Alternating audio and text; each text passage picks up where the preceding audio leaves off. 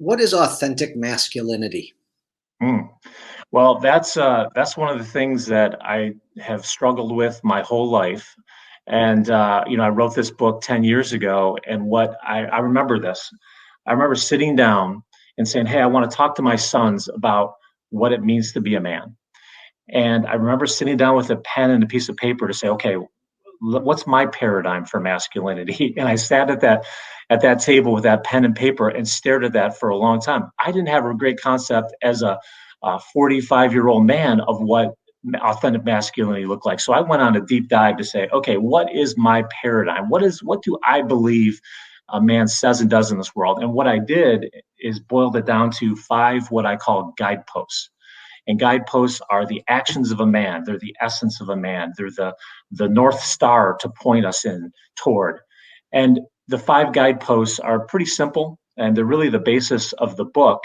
Each chapter is a guidepost with questions and guidance. And so the five guideposts are really simple. The first one is I call it lead courageously, which means that a man steps into difficult and uncertain situations and uses his strength and power to bring goodness to the world around him.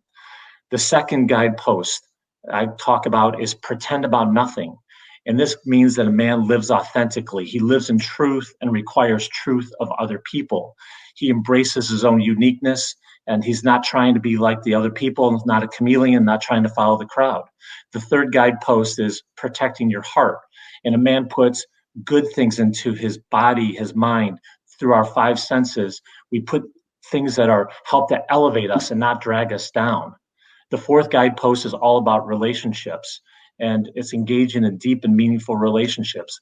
At the end of the day, life is all about relationships. Who do you love and who loves you? And men are not great at vulnerability and intimacy. And we talk about relationships with other men and how important that is, as well as how you treat women, which is crucially important. And then the last guidepost I call stay awake, which means that most men are sleepwalking through life, just going through the motions. And it's really all about awareness and embracing the world around you and stepping up and stepping in. And so, that's just the Mike McCormick paradigm that I use as a teaching tool, but it gives those boys and adult men and myself this direction to say, hey, this is how I want to live as a man. And so I can tell you that there are days when I don't live as an authentic man. There's days where I steer off course, but the guideposts really give me that direction, as well as the teenage boys and a lot of fathers.